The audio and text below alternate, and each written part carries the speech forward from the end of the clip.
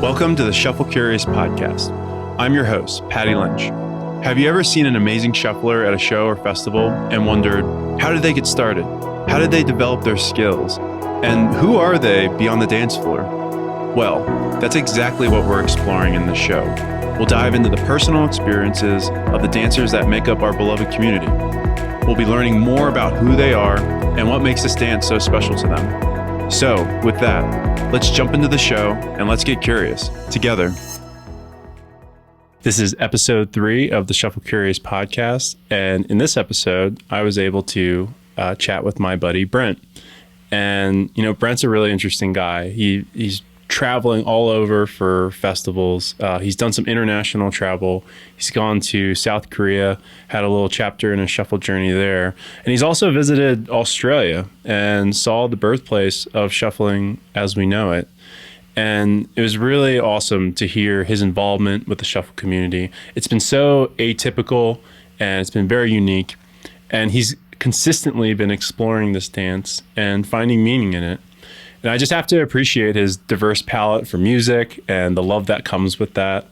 And he really just is an inspiration to me, just how curious he is within and outside of the dance. So I'm very pleased to share this conversation with all you guys.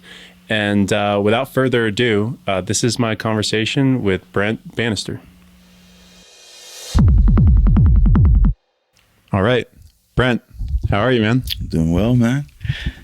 Good. We were just at a meetup later today. I'm pretty burnt, but spirits are high. I'm excited to kick this interview with you. And but first, I just want to share kind of how we met initially. And it was, correct me if I'm wrong, but it was Cosmic Gate at the church nightclub.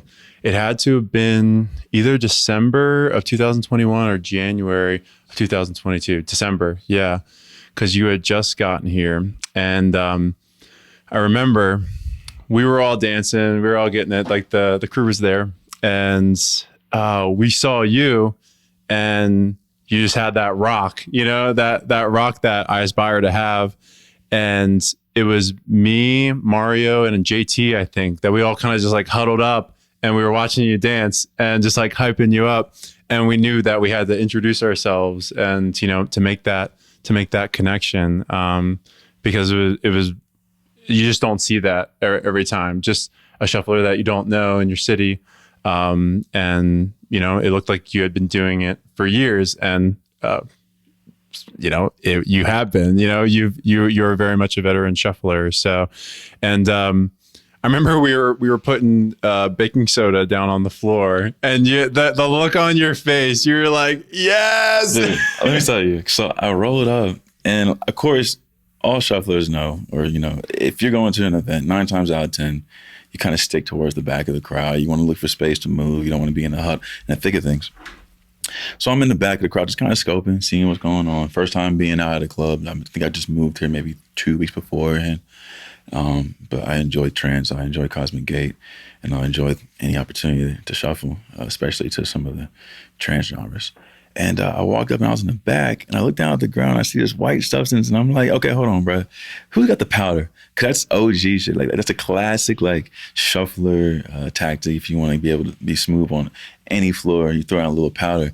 So I was looking around, you know, and I think it was you that had brought the baggie out or whatever, and I was just like, okay, that's cool. But if you know about that, then obviously your style might match, you know, similar to people who would have done something like that back in the early 2000s or whatever. And it was just a really cool surprise to see so many people getting it that night. You know, I think JT, I met him before in Chicago at a ARC festival, like a year beforehand. He just coincidentally was there in town as well. And I was like, what are you even doing here, bro? Because I was living in Alabama at the time before I came out here for that. So it was just like such a small world moment for him to be here and then for him to know other shufflers as well. And it's just like that night was probably one of my most favorite nights, at least coming out here within the first year of me moving here. It was just a good, like, I guess it could say it was like a good omen for what was to come for shuffling, at least for me here with the Mile High crew. So did it make you feel like more at home? Just seeing, having that experience and seeing the camaraderie that might have, you didn't get all the data points behind, all of us, but probably like a good start to your journey here or your chapter here. Yeah, 100%, man. I mean, it was Cosmic Gate. So, if anyone's there for Cosmic Gate, like truly there for them, you're there for some of those old like trance bangers, you're there to experience that feeling that trance gives someone, like that energy. It's unmatched to other genres. It's its own thing. But I think one of the moments that sticks out to me was when Exploration of Space played, and I'm with people that I just met maybe like 30 an hour beforehand, and we're all like huddled up and like shoulder to shoulder, just like going off. And I still have videos on my phone from it, and it's just crazy to know. Like I think, like you said, Jorge was there, and like you and Mario and them, and you think even Emily was there as well. And it's just like we're all just going off to like this awesome set. To experience that within less than a month of getting out here, like you move to a new state, new city. A lot of people are always like, I don't know how you make friends. I don't know where to go. I don't know if I get on dating apps, or like how do you guys do this thing? And that's just, for me, dance is always what I go to. And I always tell people, if you travel somewhere and you don't really like have anyone to be with, go to an event for music that you like. People there are also there for the same music, so you have that commonality, and you just kind of ride that wave. And riding that wave with y'all that night was epic, man. So yeah, I'm glad we're here today doing what we're doing. Yeah, no, and it was awesome. It was awesome to make that connection with you that night, and people come and go, and just like the world of going to shows, and you meet people and you link up and you connect on Instagram, and then sometimes you don't see them ever again. So it was awesome that you kind of you became a part of the family after that. So, and it doesn't look like you're leaving anytime soon. No, so man, I'm here to stay for years to come. Awesome, man. Well, let's talk a little bit about your background. So, where are you from originally? And I know you said you just moved to CO in December of 2021. So that's how long you've kind of been here. But so where are you from? And I guess how long have you been shuffling for? So I grew up in South Jersey. I was born in Camden, Jersey. And I think I left Jersey when I was 12, moved to Atlanta. And then I ended up moving out to Alabama when I was like 19 to continue college. But yeah, I mean, Jersey is always my home, even though like at this point in my life, I spent like more than half of it in other states. I mean, Jersey to me was definitely formative. But as far as shuffling goes, I didn't find shuffling until I moved to a not small, it's like a medium-sized city of Rome, Georgia.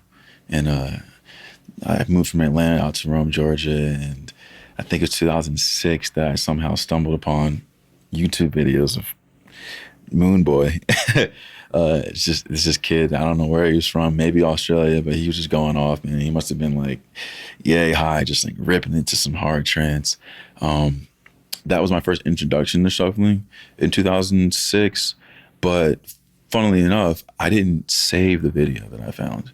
I didn't have a YouTube profile or anything saved. So I would just like find things, and you either bookmark it maybe on like whatever browser you were using, or you would just like remember what it was called.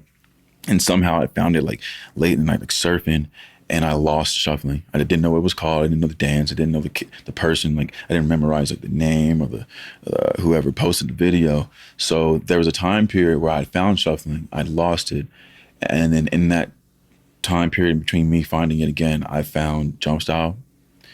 I found tectonic, which was pretty big in the early 2000s as well. And then I think I found DMB step maybe. But there was a slew of like dance styles that were coming out of Europe that I had started to pick up. And then we're very adjacent to like the shuffle community. And then eventually out in the recommended, shuffle came back, and I just knew like that's the style that I wanted to do. So 2006, I'd say that's when I started shuffling.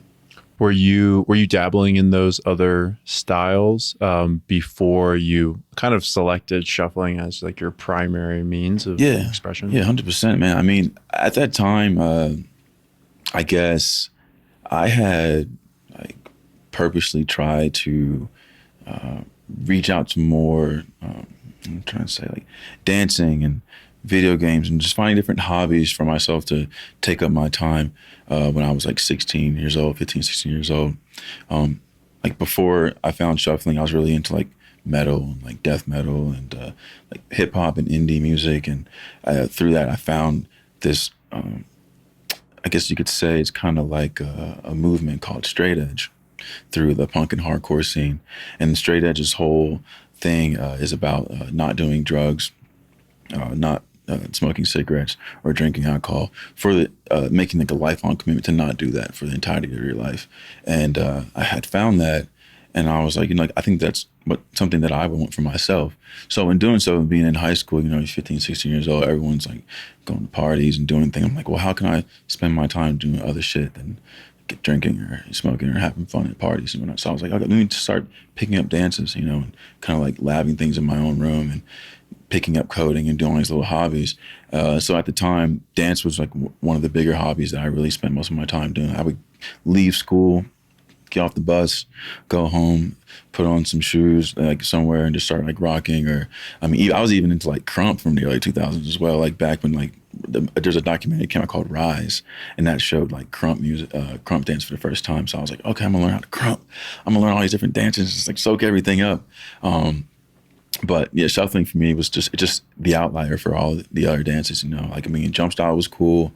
I got really into that, but the thing about jump style, like there's no like really relaxed way to do jump style. Like if y'all don't know jump style, search that shit up. Like it's all about kicking and acrobatics and being like a 16-year-old kid in his room, no car. And if I'm trying to learn to dance, like me jump styling, it ain't gonna work out too well being in a tiny room, with 3 other siblings, and it just wasn't the way. And somehow I'd found shuffling to be a dance that I could really kind of lab in my own little square and take it, here and there, and just kind of spend more time doing that. And I just fell in love with the music that was tied to it, the hard dance music, whether it was hard trance, whether it was hard style.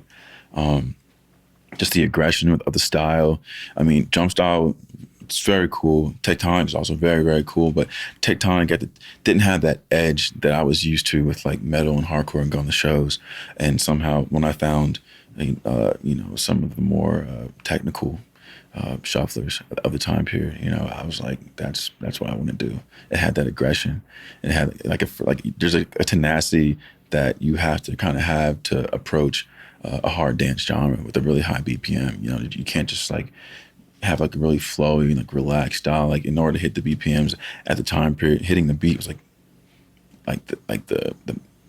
basically like you just had to do it. It's what you need to do. So to do that to like a high BPM song, you really had to like lay it all out there. I just love that aggressive thing about shuffling. So that's kind of why that stuck out most than any other dance style at the time that I was getting into. Yeah, and I think shuffling is neat and versatile in that manner, because you can scale it up or you can tone it down, and it's cool that you can be able to dance to a lot of genres, because they're going to have a different vibe in that sense. And we can talk a lot about like the style that comes with different genres and your taste in those, and like how you lean into one genre versus another one, and that dictates what your style is going to look like. But you had mentioned one thing, and I'm very much interested in this because I'm a metalhead too. Like those are my origins, and then eventually I got into EDM music, and then shuffling. Because I'd gone to a lot of hardcore and metal shows, and I saw people who were edge and had the 3 X's on their calves and on their arms and things like that. And what led you? What was the allure to make that lifestyle change? Because like that's just not something that a lot of people can say that they've done for their whole life, and made a vow towards it. Yeah, there's bouts of sobriety and tolerance breaks, so a lot of people call that. But I think it's very special when someone makes that commitment to themselves that they won't engage in any drugs and alcohol. What was kind of like the origins of that? And the overall allure, was it people based influences, or was it music? Like what was that all about? I think with straight edge, my journey to it at least, at the time, I think I never really had like an issue. Sometimes when I mention to people that I'm straight edge, they go, okay, you must have like maybe had like an alcoholism problem, or maybe you're going through something and you decided to make a drastic change. But that wasn't ever really the case for me. I never smoked weed. I think the only thing I did at the time, I had like one of the classic situations where you have like the cool friend who has the cool cabin with the cool parents who decide, oh, y'all can have a few beers or y'all can have some wine coolers. So I think one weekend I went out to a cabin with some of my friends and ended up drinking some shitty Smirnoff Twisted with a juicy drinks or whatever, and I came back from that weekend and my mom found out that I drank. I think my brother snitched me out and she was just really disappointed in me. And at the time I was like, I'm sorry. Like, I love my mom. And I was like, man, I'm so sorry I did this. I won't drink till I'm out of your house, So I made that promise to her. At the time I didn't know what straight edge was. And I went to a house party maybe like about a year or so later after making this promise to my mother that I'd never do anything. And my friends were going to play like a drinking game. And then they're like, Brent, you want to play? And I'm like, nah, I mean, I'm good. Like, I don't drink. And they're like, what? You don't drink? You smoke? And I'm like, no, I don't smoke either. And this guy was like, well, what are you, straight edge?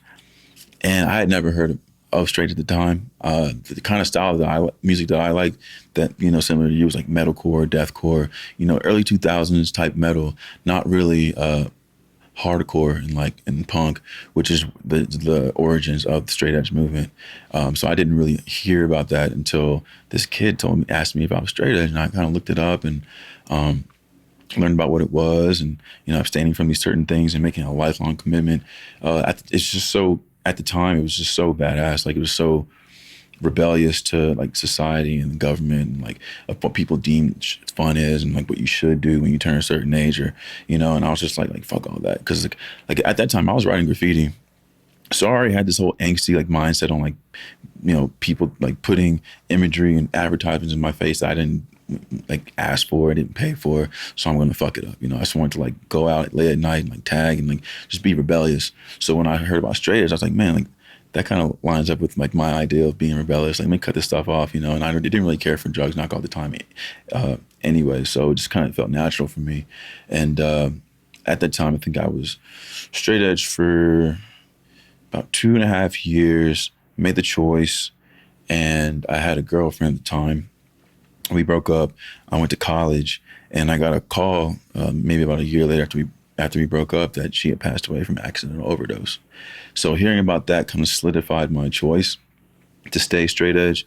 I had a lot of friends growing up and family members who, were having issues with drug and alcohol abuse. So it was a no-brainer for me. Like, okay, if I don't want that lifestyle for me, I'm not saying that if you do indulge, it's going to lead you down that path. Let me just cut it out forever.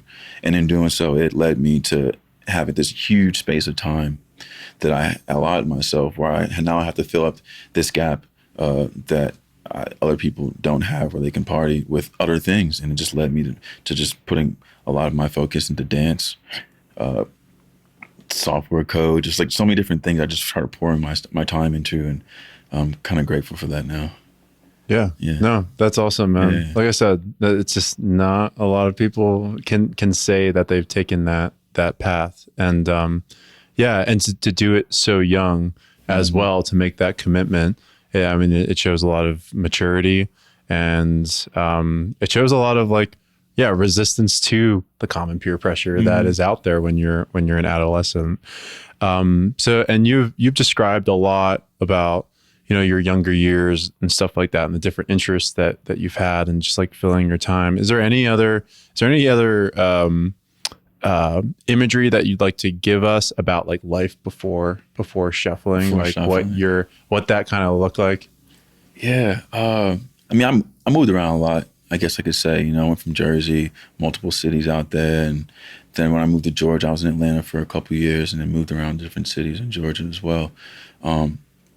So with that, you either make new friends and find commonalities between other people, and kind of, pursue like different hobbies that you have with the friends in your different area, or you start to kind of invest more in yourself and solitude, and then picking up certain things. And I think for me, growing up as a kid, I was just really into video games.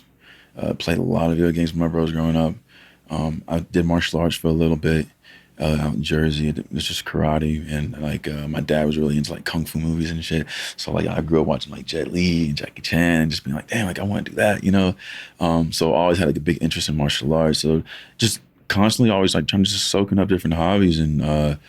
I had 3 siblings, so of course I'm hanging out with them sometimes, we butt heads, but they put me on to certain things like different music styles and like different types of like sports stuff that I didn't really care about that, I grew to appreciate like football and whatnot. And, so I guess like my early years was just a lot of like self-discovery, but then a lot of like having to get used to not having like a stable social circle at such a young age. Like I'm moving every 2-3 years or so. Now, how do I fit into this new area and, just kind of like make friends and, it gets kind of tough. So I guess like, I guess early years is just a lot of self-discovery. Got it. Yeah. No, that's cool. It almost seems like you were like a military brat or something like that, almost, Yeah. I mean, like my dad and my mom split when I was like 9, I think, and like she was moving further to the south was like the way to go for her. It was like a lot cheaper. She was closer to her mom, so naturally through like just following the family as you do, I just started hitting different cities, and I think now looking back on it, having this conversation, it's just like, damn, like I travel alone a lot, like currently. All throughout the years up until now, and it's just like I'm really have somehow gotten like really good at like blending into like any scene, like even when I met y'all back in this like that December that year, it was just like, okay, like I know y'all shuffle, and I just felt like really at ease, and it was like a natural like, okay, like nice to meet you, we're rocking, like you like this, you like that, and now we're all enjoying the space.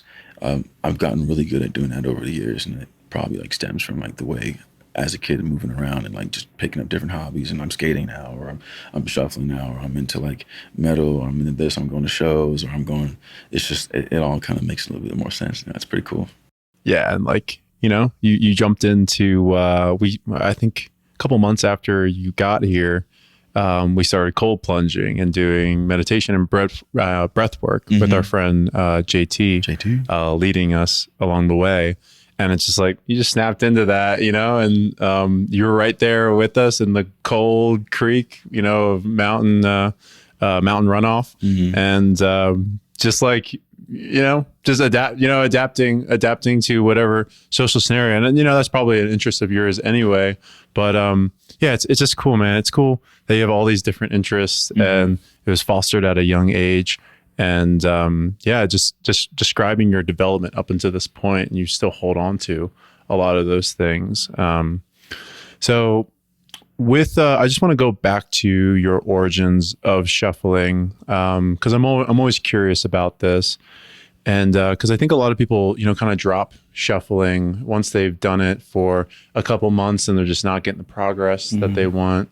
What did those first 6 months look like? One, you were dabbling with a couple different dance styles, and then you gravitated more towards shuffling as the primary.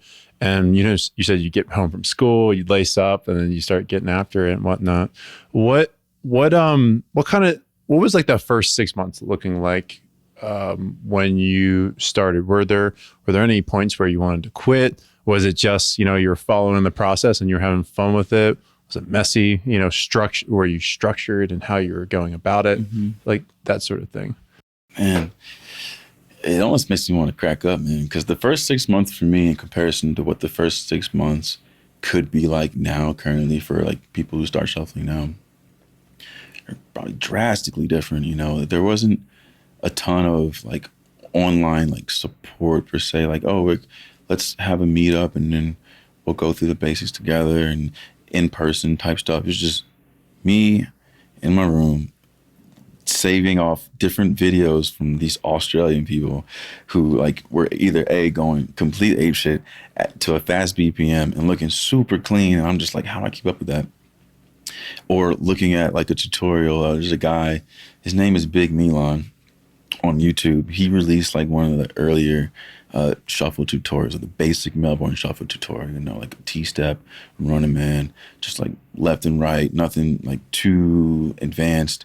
And I remember watching that, but like, just like anyone else who wants to learn something, like if you don't have that, like per se, not patience, but like that, like the discipline to just stick to like one fundamental, and then you grind through, and then you progress to the next thing. You just want to be like quick and fast, like all the people you're watching, you know. So my first 6 months was just kind of me just fumbling, trying to learn to hardstyle.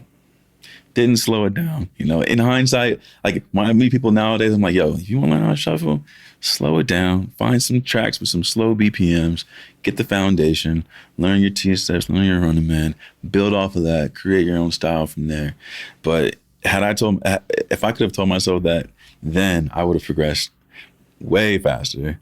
So definitely the first 6 months, I'm just like trying to go after hard dance stuff like DJ Zany, Headhunters, like Brennan Hart, just a lot of early 2000s, just like hard trance and hard style. And I'm trying to like pick up some of these moves that I'm watching. I'm not really going through tutorials. And once again, I tell you, I'm in the crib, like I'm in the house, shuffling in my little room. So it was kind of a clusterfuck, to be honest, but it definitely helped build to where I am now. I was so dedicated. There wasn't any time period where I was like, damn, like I'm not getting it. I don't care. I had two older brothers, and like, definitely one of them, he would always be like, man, you look so stupid. Like, you look like you're stomping on cockroaches. Like, that dance is so dumb. I don't know what you're trying to do. Like, just getting shit on like relentlessly. But like, I just like, whatever. I'm gonna learn this dance. This is my thing. I never gave it up. And through the community of YouTube and going to different, seeing different shuffles from around the world, I was just constantly inspired, you know, like, because PhD and like what I'm rocking right now, like, was a huge collective for hard dance music in Australia, and they're pumping out videos of people at these different club scenes, and not only that, like they inspired some people out in Malaysia as well. And so I'm like 15, 16-year-old kid living in some small city in Georgia. And I'm just like jacked into seeing like all this progress happening around the world through this dance, from the core to, you know, Russia, like the spin they did on it and the spin Malaysia did on it. And I'm like, if they can do it, like, why can't I do it? So like, I never lost my drive for it. And yeah, from that 6 months to, what is it now? 2006 to now, was that like 16 or 17 years later, I'm still rocking, man. That's awesome, man. Yeah. Lifelong learner for sure. Yeah, definitely aspire to kind of take a similar journey. Cause I think that's, you know, we're always finding inspiration from different sources, you know, whether that be music, other people, you know, other environments that might just, you know, whether that be a festival, a show, or whatever else. So definitely inspiring for me. So continuing on with your journey, you know, were there any roadblocks? Were there any times where you stopped for a prolonged period of time, whether you felt uninspired, or has this just been like a steady thing for you? And, you know, have you always found like these enriching moments that kept you going, whether it be through your travels, whether it be through the people that you've met, the different music that you stumbled on? I guess from the beginning, I've had this conversation before with a lot of shufflers, you know, and some people, you know, they fall in love with the dance, they fall in love with the scene, they find like a home in it. And then whether it's drama or whether it's like life, you know, just being life and situations that kind of pull you away from the dance and from the culture, and then they come back later with a newfound kind of look on the dance. I never really had that. I think I've always consistently really been into shuffling. I found time to do it. Of course, there were times where, you know, I had more time to do it than not. But you know, 5 years in college, you know, there's plenty of time where I just can't like just dance whenever I want and lab whenever I want. But I never lost a passion for it. I mean, I didn't always record, for sure. There were time periods where I was like really keen on like, okay, I need to start recording myself and putting out stuff on the internet so I can have feedback and I can add to the community and so forth. But there was whether I was recording or not, I always kind of found time to keep rocking. I never really lost passion for it. Maybe when I was in my freshman year in college, I mentioned before, I think I was on like 6th or 5th floor on the apartment building dorm room. I don't want to be an asshole upstairs just stomping shit out of the floor. So I didn't practice as much my first year of college, I think 2008, going in 2009. But I didn't like lose my fundamentals. There were some people who had recognized the style when I was out in Atlanta doing it, but that wasn't even at clubs then. So that's also another thing. I didn't hit clubs and events until super late, man. I didn't have access to go to raves. I didn't have a car. The time that I spent in Atlanta when I was like 17, 18, my first year of college, I was going to mellow shows. I was going to see like Delaware Prada, like Emir, like there's a venue called the Masquerade, and it's been revamped since then. But I mean, I would just go to class. I was in a graffiti crew. I had a lot of different hobbies and art outlets that I did that didn't revolve around dance. But I just spent a lot of time not being able to go to clubs and kind of hone my skills in clubs and at events or raves or festivals like some of my friends did. But I found time like in my dorm or somewhere else to just kind of stay locked into my fundamentals. But there definitely were lulls in like my progression for sure. And yeah, I've never really lost passion for the dance and just always found time for it. And it's served me well. I made some pretty sick connections through it. Yeah, no, absolutely. I remember you showing me a video of you 11 years ago, and yeah, being very T-step centric and foundational with it. Very intentional with your movements, yeah. So I think that was just about the time when you were in college. I think you were like 20. You said you were 21 or something like that. Yeah. From like 17 to 23. I took my time, bro. I wasn't trying to flow through that shit, get stressed out, like I took my time through it. And, but yeah, like you said, like my style was very T-step and very core fundamentals because I didn't have the luxury of having like someone else to shuffle with me to kind of, transfer ideas with, so Feedback. Exactly. Like, so all I had was YouTube, Australians, there's also a group called the German Rockers that was on YouTube in the early 2000s as well. I think their YouTube is down, but there's still a few of them. There's one guy named Ben from the German Rockers. I loved his style, but they're all rockers. Someone who utilizes the core fundamentals of shuffling in a very technical and way. And that to me, like just seeing the use of fundamentals, but making it look so smooth and so crisp and so aggressive. I just always kind of clung to that. And so by not having any other influence from like a bunch of like USA shufflers or even though I did take a peek at like a lot of the Malaysian shufflers as well, there was just something about that Australian style that I stuck with and just kind of keyed in. It was just me and my YouTube, so. Now that's cool that you didn't have a mentor or people who you could absorb knowledge from, but you were able to use like the resources of technologies to get you to a high level or, a competent level with T-stepping and emulating the style of dance that you wanted to progress in. And so from that video, 11 years ago or so, you had then gone on to try out for FTS, which it seemed like that was like your ideal crew that you wanted to be a part of. Cause I think, a lot of the individuals in FTS are the style that you're really going for. So from that time, when I saw those videos of you in college, when was that moment where, and how did it come to fruition where you were like, I want to try out for FTS. I want to be a part of this crew. And then leading into your first video submission, 2015. Yeah. I think at that time, 2015, was my first FTS tryout. That was maybe 2 years after I graduated college. And by that time, I was no longer like tunnel vision on just like Australian rockers and Malaysian dancers. And, LMFAO had made a splash in the States and all around the world with shuffling. And so it brought out a lot of different styles around the States and around the world. And I started to key in on a few shufflers from California. One of them, his name's Manny or DeFeta. I think at the time his name was Pikachu. Shout out to the boy. But I saw him, and there were a couple of the homies Shoj or Josh. They all had just like really clean style. I think DeFadeda was very rockerish at the time.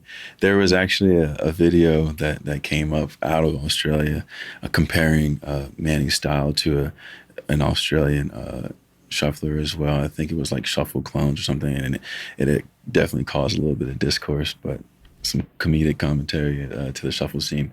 But it was just like showing a side by side of his style and a rocker out there in Australia. But yeah, seeing him rock and just knowing, okay, like there are other USA shufflers who have this affinity for this certain style that's, it starts up from kind of where the core of where it all began. And at that time, it's just seeing the level of some of the FTS shufflers, and then that family, the camaraderie. Like for them, what made me want to try out for the crew was the fact that they were more presented as like a family, and not just some random dance crew who gets together and hangs out every once in a while. It was like this, like really like I don't know. It's just the shared passion for the dance and their approach to it, and the fact that they had this Facebook group that was like FTS shufflers plus like worldwide, that they were trying to push the envelope and push the scene by creating a space for people from all around the world to throw in videos and throw in different ideas and contribute to seeing like what the shuffle community could be like if we all connect. So that made me want to try out for FTS, but it also made me want to really work on my style, man. Like when you go out for these tryouts and shit, it's a huge level up moment for anyone that gets involved, as you may know as well. I'm not. Did you do any tryouts or? I tried out for Sideshow Shufflers, and I'm now a member of them. Hell yeah. There you go. Yeah, it's like there's like a nervousness to it, but it levels you up because you're not only going against yourself and trying to challenge yourself to bring the best style that you can bring to the table, but now it's like, oh, I need to make sure that my style stands out to this kid that's in England, or I need to show, that this person that lives in the same cities maybe wants to try it as well. Like, I got this shit. So it creates this competitive energy that allows you to make drastic growth in your style and certain movements that you probably were like cool with just being regular with, or cool just being like, your moveset, you're comfortable when you're rocking like at a club or alone. But now it's like, now I'm comparing my style to the rest of the world. So like, let me really dig in and show what I can do.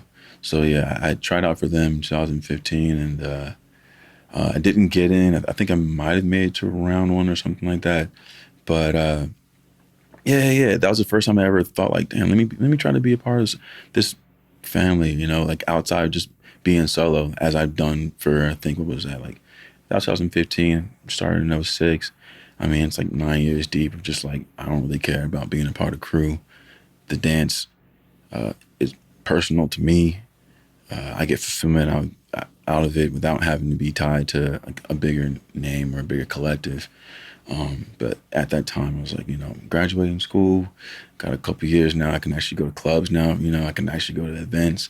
I can actually like see what it's like to be out of my own like little chamber. And yeah, I was like really, really excited to see what it could be like to be like a part of a bigger group. So we were talking a little bit about that tryout that you did, and you said you got a little bit of help, and that was inspired from some travel that you did. You want to talk a little bit about that? Yeah, hell yeah. So FTS tryouts earlier, I'm pretty sure they're changed now. Things are a lot easier to get across, videos and stuff with posting on Instagram and having all this stuff. Back in the day, it was like Instagram, I think, only had 15-second videos. So they weren't doing tryouts through the internet like that, like through Instagram. You had to record a clip. You had to format it. You had to put a certain like logo on it. You got to do a lot of shit that, like, for me with my iPhone and not having any type of like video editing software, I'm like, well, how can I create this video and then do all these edits so I can fill this criteria? And the trials happened in 2015. And I had just traveled to Barcelona, my first international trip ever, graduated college. A year later, I stacked enough bread to go out to Barcelona with a few of my friends. and went to a festival called Sonar. And I met this kid there. His name was Oscar. I forgot his ad. I forgot like the group he's involved with now. But I met him at the festival. He's probably the only other shuffler there. It was 2014. And we became friends on Instagram. And the tryouts were happening late 2014 or 2015 for FTS. So when I got back from Barcelona, I'm like, okay, how can I get these clips together, get them edited? But I knew that he had editing software because I found his YouTube. So I recorded these videos out in, I think I was in Georgia. And then I DM Oscar and I'm like, yo, I need help, man. I'm trying to do this tryout. I got clips for you, but I need you to edit them for me and then send them back to me so that I can upload them to the FTS page or send it to whoever so I can fulfill the tryout before the deadline. So less than a year later, this kid that I met randomly at a festival in Barcelona that I'm now friends with on Instagram and Facebook, I'm recording videos in Georgia in the USA. I'm sending them through the internet to this kid in Barcelona. He edits it clean as hell, sends them back to me, and then now I'm giving a video to this crew in LA. It was like a worldwide effort, and it's just so sick to see that like I can like have that kind of reach through a dance that I decided to pursue when I was like 15, 16 years old. You know what I mean? Just blew my mind, and like little moments like that kept happening in my journey throughout shuffling as well.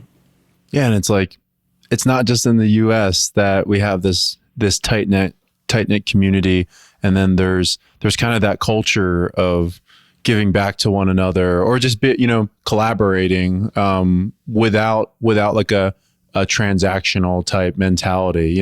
It's people want the best for you. You tell a homie that's good, who's good with editing, that you're trying out for a certain crew, and they're going to help you out. At least from what I've seen, that it's an amazing story, but it's like not uncommon in the shuffle community, right? Just people collaborating and doing the best for one another, because it just makes us all closer at the end of the day. It's so cool that you had no prior relationship, with him, and still wanted to help out. So shout out to Oscar. That's really cool. Hopefully he's listening. So you did not get the result that you wanted, from that tryout. So you tried again, right? Next year, yeah. I tried again in 2016. Like not passing in 2015. I wasn't disheartened. Some people, like when you put so much into anything, and you don't get the result you want, sometimes it takes you down a peg or two, and you kind of lose that fire that made you want to even do what you were doing to begin with. But for me, I just, didn't get in. I was like, all right, cool. I'm gonna keep on doing what I do, keep dancing. It's what I love to do.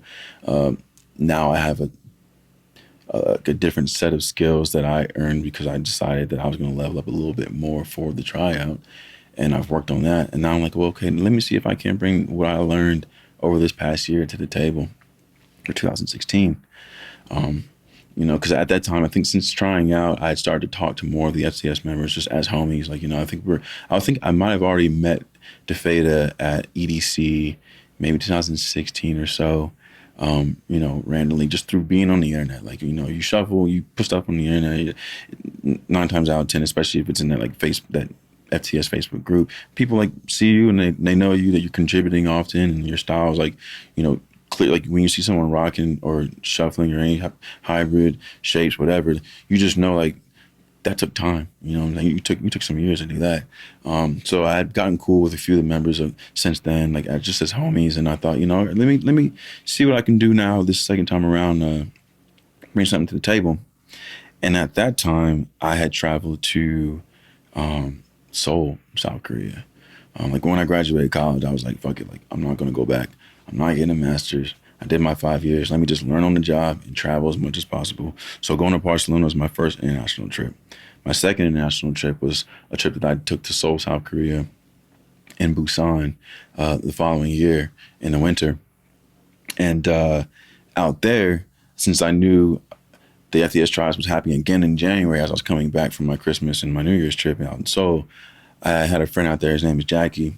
And he took me to his home area of Incheon City, which I think is like west of Seoul, or like West Seoul. And I got him to record some clips for me when I was out in Incheon City.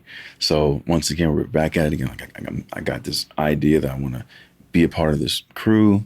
I need to somehow create some content that looks cool, it's flashy. I'm like, why not spend some time on my vacation to do something I love with the chance of possibly being a part of this crew? I got Jackie to record some clips in Incheon.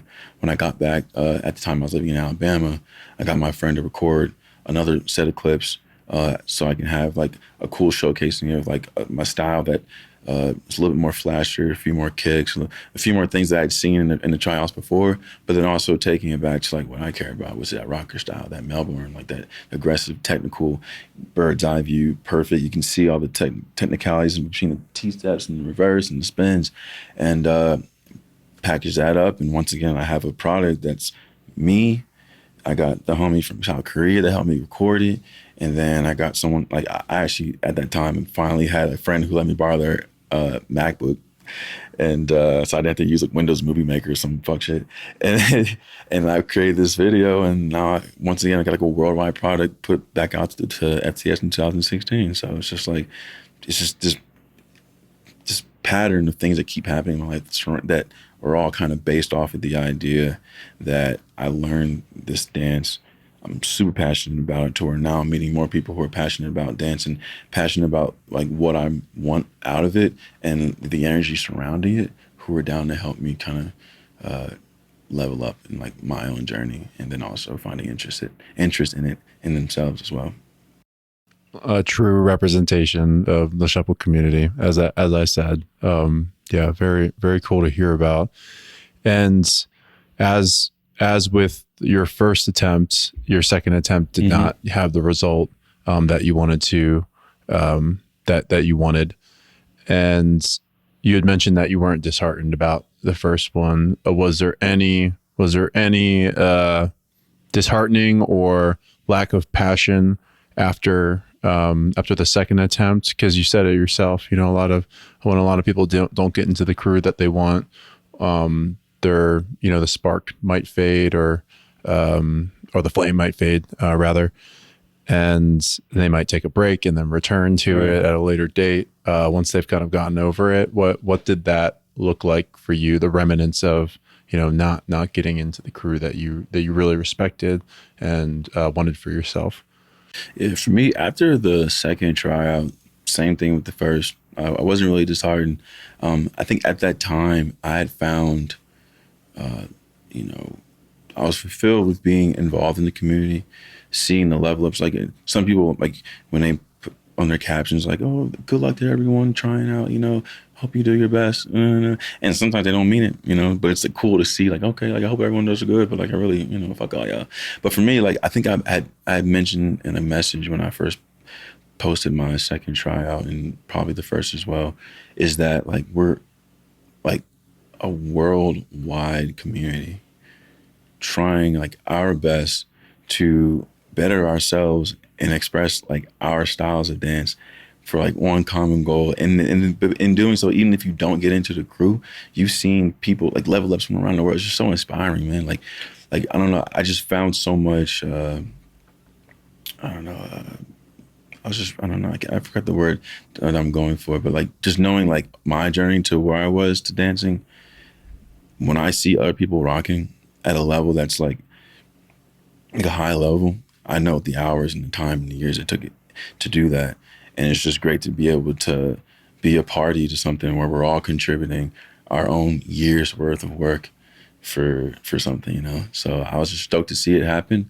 I think after that happened, there's a pretty large time. Actually, there wasn't a large time in between me wanting to be in another crew. I never really wanted to be in a crew at all. After that, I think I was just like really cool with being solo and then making memories with people that I met along the way. And that's kind of where I wouldn't call it a crew. It's more like a tight-knit family. Knights of the Sound, KTS, comes from. There's a kid I met out in EDC Orlando. I forgot what year. It might have been 2017 or so, maybe 16. His name's Kyle. And at the time, he was living in Florida when I met him at EDC Orlando. But he was wearing these green, black, fat pants, Fat pants, if you're not familiar, they're like a wide leg, kind of like a Jinko jean style pants that you would see at raves in the early 2000s. And he had these like fat pants on, and he had this really Melbourne like side to side, fast like hard style way of shuffling. And I'm like, bro, what you know about like these fat? Like we wearing fats right now. Like in the year 2016, like you obviously you know the origins of what I know if you were in fat pants right now. And we became friends, I think, once again through Facebook or Instagram. And then a couple of years later, I think I went out to a club in Atlanta and I bumped into this kid. I'm like, bro, you live in Atlanta? He's like, yeah, I live out here too. And we just became like tight knit friends, man. I was living in Alabama, but there was no electronic scene in Alabama. So I'm driving 3.5 hours to Atlanta like every other weekend or so just to get some type of techno, some type of anything. I didn't care if it was house. I mean, I preferred trance, but trance didn't get no love out there for real. So I'm just going to these events. And now it's me and this kid that I met in Orlando a couple of years later are now like hitting up clubs together, texting. I'm crashing at his crib when I'm there in town. And we're just like sessioning together.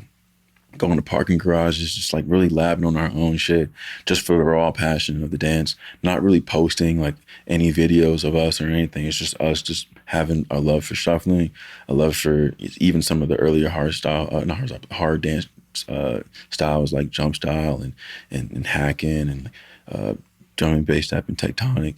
It's linking up with him, and we started to realize like, yo, like why don't we do like our own little crew, like our own little family thing. And somehow this cheesy thing came up, Knights of the Sound, like we're Knights of the Round Table and we're serving the beat, KTS. So through that and like the whole like me wanting to be in a crew type thing, just me wanting to be solo and just kind of like linking up with people that I found along the way, Kyle was one of those people, and we created something really cool there. Were there any other members that you would sesh with, go to these nightclubs with that didn't have trance? Tisk, tisk, tisk. Yeah. Funnily enough, there's a guy that some people who are watching might know. His name is Jerome, or he goes by Starwalker on Instagram. He used to live in Atlanta as well. And it was me, Kyle, the homie Jerome, my homie Louise. And I think that was like kind of like the core group of like KTS. And we were just like, hey, are you going to the show tonight? Yeah, I see you there. And we just have our own little pocket, like we weren't like, let's make a room, let's get a dance circle going. We were just like rocking our own area. And, maybe you've had experience where you go to a club and you're doing your own thing, but all of a sudden like this circle forms around you, you know what I'm saying? And people start coming in and doing their own thing. And it's just like you were able to create this like pot of energy at an event that didn't exist until you started to shed your light, So that would happen a lot in Atlanta with like me, Kyle, and Louise and Jerome and KTS. And we all had our own little names based off of Knights of the Round Table. I ain't gonna mention it because it's cringe.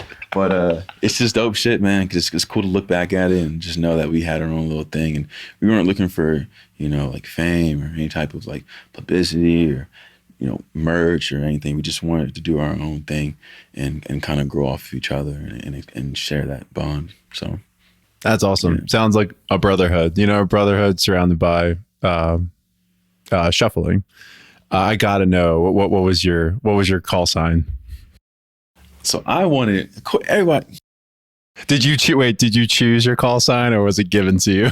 we all chose, man, because it was like no one was higher than anybody else, which is also a sick thing. You have some crews have these leaders and whatever else, but it's just like KTS was just like, bro, okay, Knights of the Round Table. So of course we gotta choose what knight are you. Now, I wanted Lancelot, but Kyle took Lancelot. Shouts out to Kyle. Do your thing, bro. And he repped it to the fullest. His style was always like, I don't know, man. We all had our own specialties. He was super agile, spins, just like handwork. We're always blending in like martial arts stuff. We're huge anime nerds. So like at any time given, like we're pulling out like a sword, we're doing some type of movements and like being agile and kind of like portraying these characters on the dance floor. So he was Lancelot, but for me, I was Lamorak. Yeah, I had that going for a while. Even when as Lamorak, like outside of KTS, like I tried to keep it going like as my new like name for shuffling, but it didn't really stick at all. So yeah, only the OGs know about Lamorak. Got it. Got it. That just brings me, randomly to a conversation that we had, just because, you guys are pulling out the swords, using anime type stuff, probably during your musicalities and things like that. You had mentioned that you're not really a battler. You don't quite adhere to. I think you appreciate battle culture, and correct me wherever I'm misspeaking, but can you kind of talk about that a little bit? Because a lot of people, and the reason why this pinged my memory is a lot of people will use imaginary weapons during a battle, as a means of whether it be a kill off at the end, or a diss or whatever else. So can you talk about that a little bit? Yeah, that's cool that you said that, because I never really thought about some of the moves you would do that could be useful in a battle per se. Because we were always like battling with each other, but not like battling, like it was like for instance, there's a movie called The Raid. It's like some type of kung fu film, and me and Kyle would just get together and watch like kung fu shit and whatever else.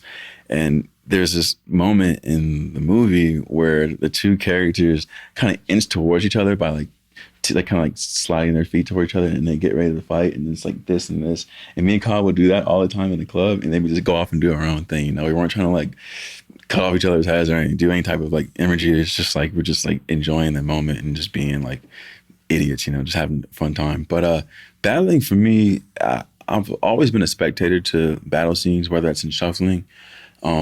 Honestly, my favorite dance style above shuffling that I personally don't do anymore, I just didn't have like. I found it really hard for me to progress in this style of dance without a community, per se, like in person, and that's krump. I love krump. Krump is next level. There's so much, like krump dancers, they're not just krump dancers. They're you can see elements of like break, of like popping, like animatronic or animations. Just so many different levels to krumping that when I watch like a battle go off, I'm just like, that shit is ill. But yeah, just like that, I've always been a spectator to battles. I've never really had that passion to want to approach the dance with that kind of a style and with the means of like trying to like show up someone or whatever. It's always just kind of been my own like meditative form, like it's just me. So I don't need like another entity to like feel something or have that like using that as a way to like level up or create a character. It's always been kind of my own thing. So yeah, like you said, like, I'm cool like with battling. I'm always a spectator, but to participate in it, I feel like you need some type of mentality for a battle to truly bring the best out of like what you can do in a battle with concepts, with like the kill offs and whatnot. And I don't have that in like mentality to truly level up and like want to express myself in a battle format. Fair enough. Do you think that'll ever change, or do you think is it something that you'd ever want to explore? I don't think it will ever change. I think if it was going to change, or if it was ever going to be a thing for me, like battling wise, I think from watching some of the earlier Russian shufflers, there's a guy, I forgot, I think it starts with a T. It's escaping me right now. But his style of shuffling inspired, I would personally say, probably inspired the battle shuffle community of like China and a lot of other countries. It's just, there's this guy, I forgot his name, and we can probably find it later. But yeah, if I was going to be inspired by anybody, it probably would have been him. And I'm saying this is probably 2009, 2010. Just an unreal shuffler, crazy musicality. He covers so much area. And that's probably like my first experience of seeing shuffling, but in a battle format. But even that, I mean, I just wasn't inspired by him, or even I think later on there was a shuffle competition called Battle. I think maybe Shuffle Royale. It was started up by the We Dance Hard crew out in Australia. But it was cool to see their battles. But their battles, some of the ones that I seen was more like someone would just. Yeah, it was the same format. Like you go and then someone else goes. And even some of the early Australian kids with the fat pants in their 2000 battle as well. But none of that really spoke to me. I think what really spoke to me was the people just going hard solo in the club. And that's always been what I've been passionate about. Got it. Got it. Yeah. Fair enough, man. Yeah, it's interesting. I think with battling, I've always been competitive, you Mm. know, and yeah, it's never the intent to show someone up or anything like that. I always feel like you're battling yourself, Mm. you know, when you're out there. You've got kind of have the limelight on you. There's a lot of pressure to perform, and I think that's a mental block. Like even when you're just dancing in a show, having any kind of pressure to perform, you're not going to express yourself exactly the way that you want to. So, yeah, I appreciate your insight into Mm-hmm. that. Like I think you do very much keep this dance to yourself as like a spirit, like kind of a spiritual thing, you know, and just your personal connection with yourself, and just the way that you talk about like trance music. You know, I think you know you have like I think you said it best, like trance is not just a beat that you know and you know a song that is just structured through different beat drops and whatever else. It's almost like a Mm-hmm. story. You said it was Oh a yeah. story. I remember you talking to me about it in Dream State, and you were just differentiating it from other genres, and I thought that was really impactful because it's so in line with kind of how you see the dance, right? It's like it's kind of like a journey, and it's spiritual for you, and there's ups and downs, and there's ebbs and flows, but at the end of it, like you're just better. You're better for it. You're better for listening to that trance song. You're better for going through this journey, and you know, seeing it in a meaningful light. And I don't want to butcher the quote, but I kind of want to just talk about that quote that you showed me before we started this interview, and it was kind of seeing shuffling as, you know, when it initially started, it was very much it was looked at like a spiritual type of journey, and then I guess it kind of became commercialized is kind of what the quote was. Like I said, I don't want to butcher it. Maybe you can describe it a little bit better for the listeners. But basically, the individual, I think he was a producer and a shuffler in Melbourne, and he was saying it just encouraging everyone to not look at shuffling as like a superficial sequence of moves, and to more look at it like it's a journey. It's a journey, and you're constantly progressing, and to have it to dig deeper into it, even when you feel like you're tapped out on it, you're not getting anywhere. Maybe you're in like a pattern or something like that you haven't broken through. Just to keep digging at it and evolve with it. I don't know if I butchered that, but can you just talk about that quote and like what it meant to you? Yeah, yeah. That quote came from like the close to the end of a Melbourne shuffling documentary that's on YouTube. And this producer, he was kind of asked to kind of describe like how he felt about the dance and the music and the scene. And, you know, he was basically just saying, you know, it has elements to it that can be seen and felt as more like a spiritual and more deeper meaning through the dance and the music. But, you know, just like anything that kind of gets commercialized and monetized, there are only ways for certain people to connect with it from a superficial level. And that if you're willing and you have the space to dig deeper into the dance, because you might uncover, you know, what someone else has found to be, you know, 100% enriching beyond just a sequence of moves that you do at the club to a song. And just hearing that and knowing that I've had a similar feeling about the dance, you know, it's beyond just like, oh, it's a hobby I do. You know, I like going to raves, I like dancing. You know, like shuffling gives you a chance to really look inward to yourself through the challenge of learning to dance, through the hours spent learning, through the hours spent digging for more music, having connections to songs that you never would have heard about unless you didn't see it in a video or you didn't listen to this set or this playlist because you weren't even interested in like half that shit to begin with. There's just a huge journey that goes along with the dance that you end up learning about yourself, your discipline, your perseverance, the abilities that your body can do. And that deeper connection to having that stream of consciousness like moment, like when you're past the beginning of shuffling, you're past the foundation, and now like when you go out and do a run, you're no longer thinking, okay, T-step here, do a spin. Okay, I'm gonna spin. I'm gonna look over here. I'm gonna take my hat off. Like it's just like natural. It's a flow, and to tap into that after you kind of get through the beginnings of shuffling, it's just an unreal moment. You know, just to be out there and just letting loose to the music and letting it speak through you. Just captivating, dude. I don't know, just knowing that like I have this same feeling that some dude from a documentary 10, 12 years ago was like basically just kind of defining the same exact thing that I'm feeling currently.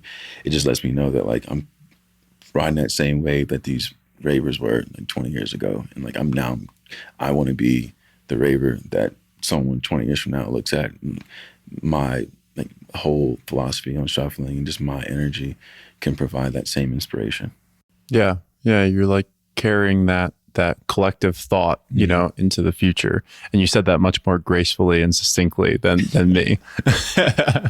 But no, that really did resonate with me.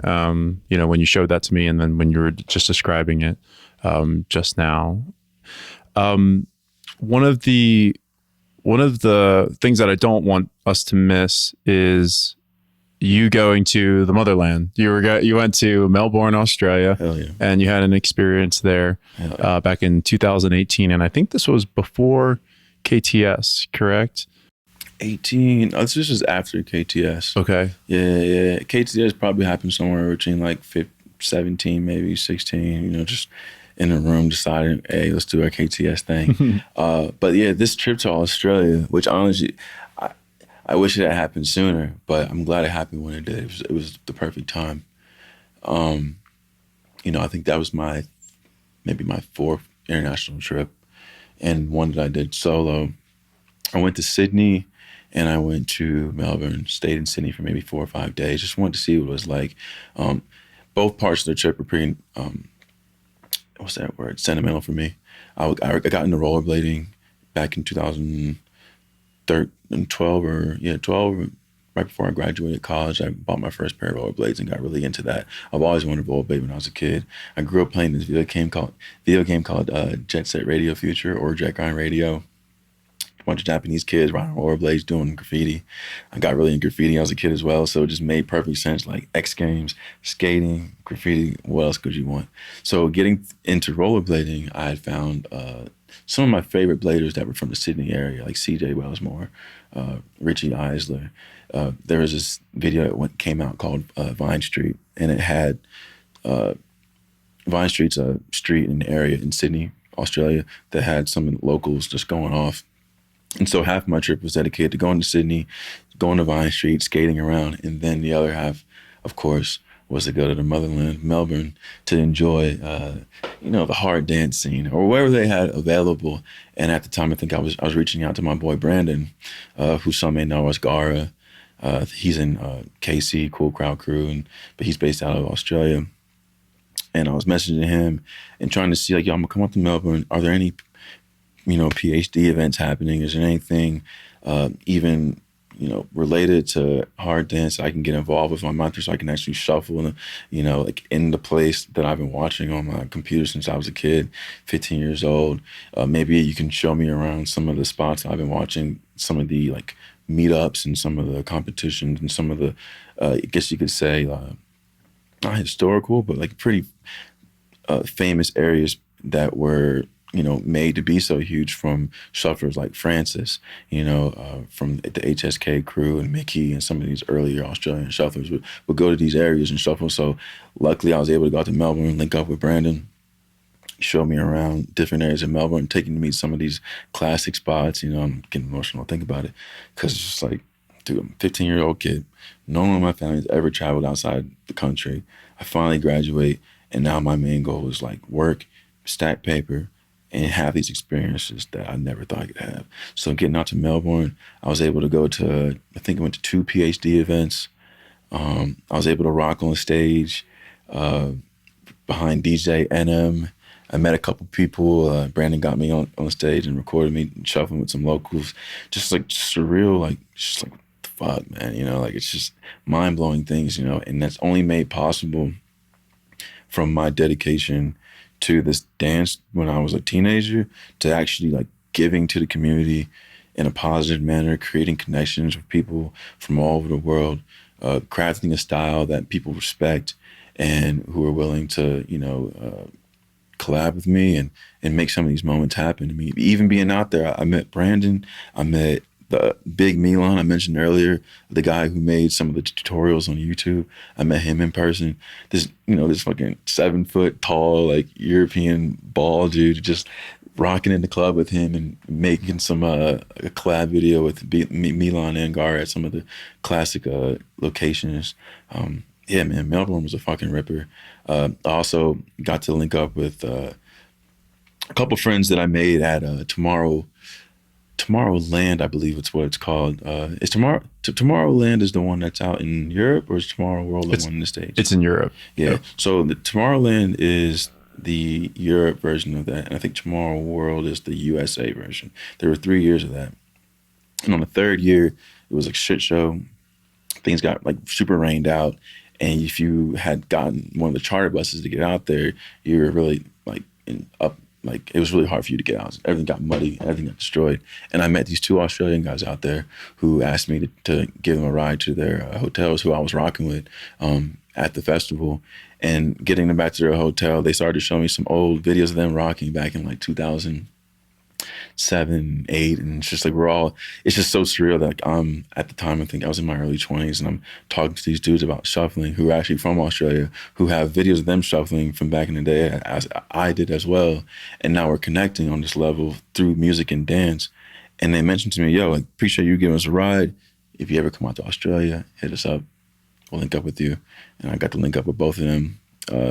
One of his names is, he goes by P-Gram as a DJ, but it's Matt P-Gram.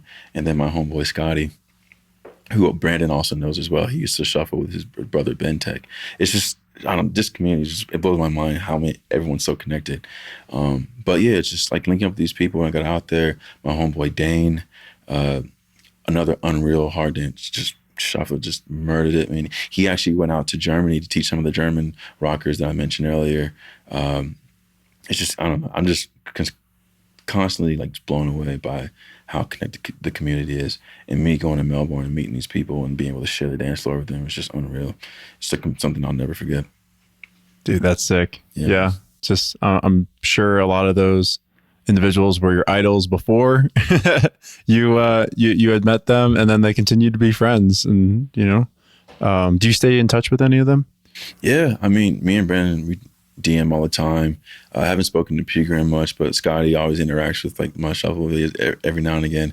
The style that I was doing at the time that I met them, I'm guessing this is probably, I'm maybe 17 or 16 or so. I mean, my style has changed so much since then. But even then, they were like, yo, like your style is very classic Melbourne. Like when we see you rock it, we see Melbourne. And like that meant so much to me to hear that from them at the event, but then also to go to Melbourne as well. And I'm wearing a PhD shirt and I'm rocking in the club, and people are just like, dude, you're just like a local. It's just like the biggest head. It's just all just gratitude, honestly. But yeah, I still keep in touch with just about everybody. I mean, me and Milan are friends on Facebook, and we still have old images that pop up every once in a while, memories from my trip out there. And I got videos from that time period on my Instagram and stuff that get brought up every once in a while. Brandon, actually, I think he helps run a Instagram called Melbourne Finest Shufflers, where he kind of showcases some of the older videos of shufflers, and then some of the current ones as well, who have a really like sick like style. But every once in a while I'll get pinged on like an old video that he posted on me from there. And yeah, man, it's just, I don't know, community and family, honestly. And also Brandon was the first one that gifted me my PhD hoodie. Like, not this one. I bought this one from Australia for way too much money, but I needed to have it. But he, when I was out there on my last couple of days, he gifted me my first PhD hoodie. And yeah, I cherish that shit, man. So, got it. No, it's so cool that you have this network of shufflers that you've created through travel, and you know, those are going to be friendships for life. And then threads will probably, go off of those as well, and just more connections and more of a robust fabric of your shuffle journey, just with all these relationships that you've made. And I'd love to see those links of you dancing on stage, you getting it, during all those trips, to be honest. Yeah. But especially, in Melbourne. PhD. Yeah, that'd be awesome. Well, dude, this has been really fun. Yeah, I didn't know that, you had such a robust shuffle journey like this, and you've explored different parts of the world and with different histories. It just you haven't had just like a lens of USA shuffler, like what goes on here and everything like that. You've kind of seen a whole breadth of the community on an international level, and it's very cool to hear about. But we're gonna go ahead and switch gears to the final questions that I have for you. So this is the world famous Final Five. Are you ready? Let's get it, man. So the first question for you, what is your favorite music genre? Favorite genre? I mean, when I think about electronic music, trance tops all. Yeah, I have like a very sentimental and like nostalgic connection to hardstyle, since that was the first genre that I found people dancing to on the internet when I first found shuffling. But through trance and the emotional wave of that journey that we talked about earlier, and the different styles of vocal trance, and like some of the lyrics that tie into moments of your life that have maybe some meaning a few years ago, and then 6 years later it's hitting you in a whole different way. And if you just have that patience, and that, and you're willing to go on that ride, to go through some of the ebbs and flows of trance and hitting that climax and sharing that energy and that BPM. It's a good solid BPM, not too fast, not too slow, but it really allows you to make moves that are intentional. Man, trance is definitely it for electronic music. But if not electronic music, I'm gonna go with indie rock, man. Something about that early 2000s indie rock for me that's I think the parallel between trance and indie rock is I just love the lyricism tied to a lot of like earlier bands like Block Party and Arcade Fire, and just it really hit different for me growing up in high school and kind of searching for music and stumbling upon like newer music through video games and stuff, and then also finding shuffling and being like, okay, this video, he's dancing to this, I'm gonna start listening to Headhunters, I'm gonna start listening to Showtek, I'm gonna start delving more into like Tiesto's older stuff, and it's just different threads, so indie rock, trance, electronic, yeah, that's where we're at. It's interesting that you draw the parallel between those two, because they can be seemingly different from each other, but I understand what the similarities that you're drawing with them and what the allure is. So very cool. Next question for you is favorite place to dance. Favorite place to dance. If I'm tapping back into like my roots, I definitely got to go with the parking garages. Parking lots, like parking garage sessions, I mean, you saw them on the internet in the early 2000s a lot, because, people needed somewhere to go that you can play loud music and people aren't going to call the cops and like fuck up your shit, so you can just go to a garage, load up your car with your friends, play at something, or with CD, iPod, whatever you got, and just like rock out on like some pretty decent asphalt, and just have a good sesh. I'd say that's probably my favorite location. It's where a lot of my moves were crafted and a lot of hours were spent there in my early years. And if someone said, yo, let's go to the garage and sesh today, I'd be like, hell yeah, let's get it. I think we're overdue for a garage session. I'm saying, bro. Next question. What has been your favorite set, show, or festival attended? I'll probably go with festival on this one. And the most recent, I'd have to say, is Dream State. It just happened last year. I don't know why I've been sleeping on it. I'm a trance head. It doesn't make any sense. I don't want to get roasted for it, but I'm glad it finally happened. I went to the Anjuna Weekender, and everyone was there. Man, if you love trance, you gotta go to Dream State. Go to Dream State. And so yeah, Dream State for me was just a full trance festival, trance energy, good BPMs, amazing talent, not only behind the decks, but on the dance floor, shufflers from all around the world, just letting loose to that energy of trance. It's unmatched.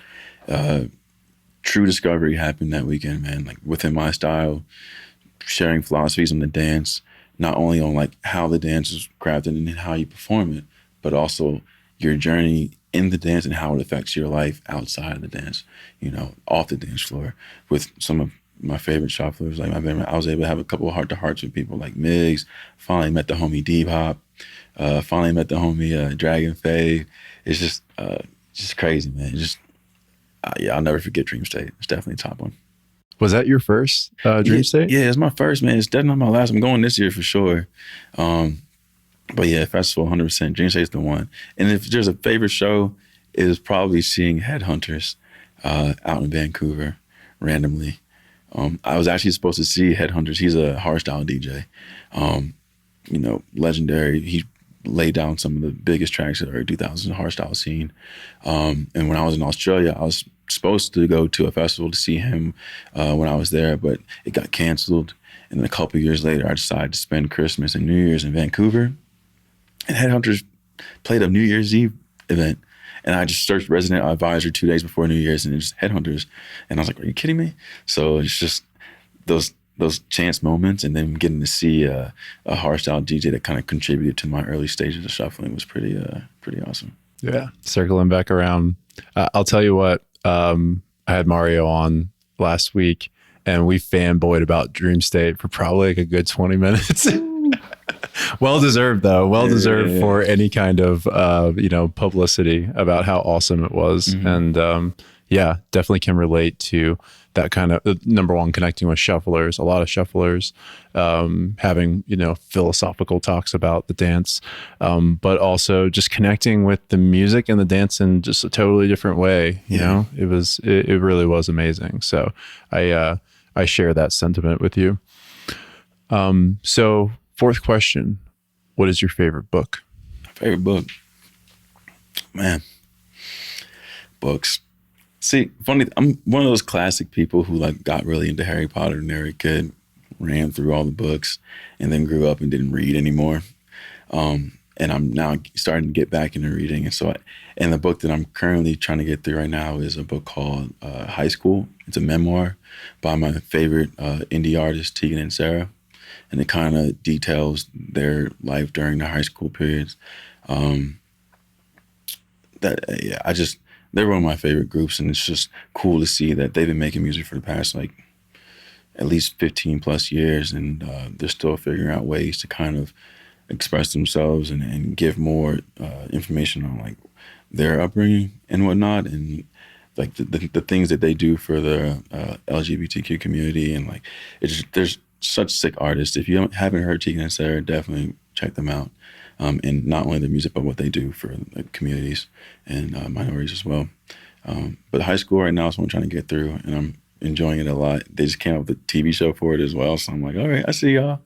But yeah, High School, I'd probably say like right now. And then, of course, the Harry Potter series, I got a pretty deep tie to that as well. I mean, half of my body is tattooed in a Harry Potter inspired tattoo. That's like a Japanese style, but it's tied to some of the folklore of the Harry Potter world. So very cool, man. Yeah. The last question that I have for you, if you could put any message on the main stage production of a large festival, let's just think Tomorrowland or EDC Las Vegas, something of that caliber, what would that message say? When I think about like messages that I've personally seen at events and stuff, if you've ever been to an Above and Beyond show, they always make it like an important thing to get across that like we're a community, we're all we need, we're here together, we're one, and connection is so important to not only just like like yourself and like, but like not to get like super grandiose like humanity, but it's just like positive connection with each other. It's such a powerful force, and like we're all we need, and like that's probably the quote that I would go with. It just really stamps down the idea that like even though we go to these fests through different means, but get there differently, whether you fly or you drive or you're from a different state, you're from a different background. Like that connection through the music and the purpose that you're there for is just like an unmatched like entity. And when you have that and you're able to funnel like that positive energy through yourself and then passing on to others, whether that's like through dance or just through compliments or just through not being a fucking asshole, it's just like it's something that I appreciate when like artists have that platform. They're able to give a positive message that can stick with you over time and allow you to influence other people's lives in a positive way. So yeah, I guess we are all we need, and yeah, that's the one for sure. That's not cringe, dude. That's beautiful. Yeah. That's awesome. Yeah. Hopefully everyone's looking at that message, because sometimes I think that's lost on people. They feel isolated, and festivals are a way that you can connect with people. Like your living concept of that. The traveling that you've done and the festivals that you've been to, you've just connected with so many people, and you're better for it, and other people are better for it. So yeah, that's awesome, man. I really enjoyed our conversation today. Just to wrap up, is there anything else that you'd like to share or impart on the listeners? I know the way that I got into the dance, it's not super unique. It's cool to meet people who also, were stumbling on YouTube in the late/early 2006, 7, 8 time period, and found some cool videos of people just going off to hard music and, taught themselves to dance and kind of stuck with it over time.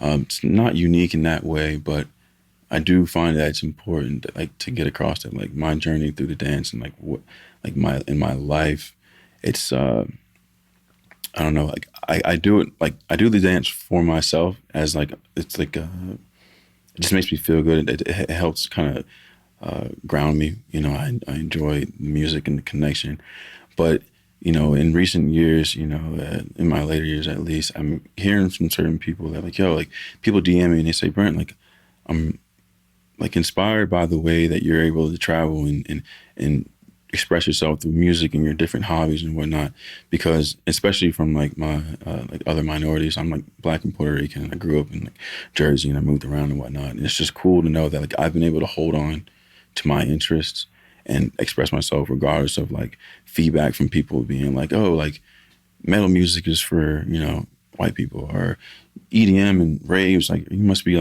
what's going on with that, what I'm saying? But being able to stay true to myself, grounded with my own culture and being Puerto Rican and Black, and just not letting stereotypes ruin my fun and my drive to learn certain things and hold me back. I've been able to inspire other minorities as well who hit me up, and I'm yo, I appreciate seeing someone like me who's able to express themselves and dress the way they want and put so much time into all these different passions. And it just shows me that I should continue to do what I want to do, and not let some of the things and people say and stereotypes hold me back from expressing myself as well. And that's just something that I feel like I'm proud that I'm able to do. But that's kind of it's not just an about me thing when it comes to dancing. It's the fact that I'm continuing to give to the community that I'm involved in a positive manner that hopefully inspires others to keep on driving and trying to do the things that they want to do, and delving deeper into dance or music or any hobbies that you have that you're passionate about. So yeah. And just think about the people who haven't reached out, the people who haven't, given you that direct feedback that you essentially gave them permission to express themselves how they intend to express themselves, or to follow a certain glide path, that makes them happy, or, is just an interest of them that might not be commensurate to a stereotype, things like that. That's really special, dude. Thanks. And I respect you for it. If people want to reach out to you and, connect with you, what's the best way that they can do that? I'm on Instagram. You can reach me at Saint X Hood, just SAINT X Hood, one word. That's actually a Tegan and Sarah reference, man. It's one of their Saint Hood's one of their albums, and I'm just okay, Saint Hood. How can I put it in there? You love them. Yeah, totally. I mean, if you want to talk about Tegan and Sarah, DM me, St. X Hood, we'll figure it out. But if you want to just talk about anything, shuffling or whatever, music, connection, growing through the fundamentals or outside the fundamentals, I'm down for it, man. I'm into anime, cosplaying, like it's just all these different hobbies and stuff. It's always cool to connect with people on the dance floor or at a con or anywhere, just through having like interests. So yeah, St. X Hood on Instagram. That's probably the best way to get in contact with me. Got it. And I'll put that in the show notes for you. Brent, it was a pleasure. Thank you so much, friend. This was really awesome. And yeah, hopefully more of these conversations will happen in the future. Yeah, man, I appreciate you for putting this on, man. You hit me up about it. I not ain't gonna lie, bro. I got pretty emotional, like knowing that there was this, this idea that where we can have a kind of forum to express and kind of give a little bit insight to other to other dancers and just people in general, and expressing their origin through the dance and what it means to them, and and connection through music. I love these conversations, man. So I appreciate you for putting this on, and yeah, I'm looking forward to hearing some of the ones that already happened and ones in the future as well. Of course, man. Of course. And yeah, I think this will be a good one and it'll resonate with a lot of people. So absolutely 100% my pleasure to be able to give that kind of platform. So thank you. Thank you for your time tonight, dude. Appreciate it, man. Thank you for tuning in to the Shuffle Curious podcast. If you've enjoyed the show, please leave a rating and a review wherever you listen to podcasts. And don't forget to tell a friend either.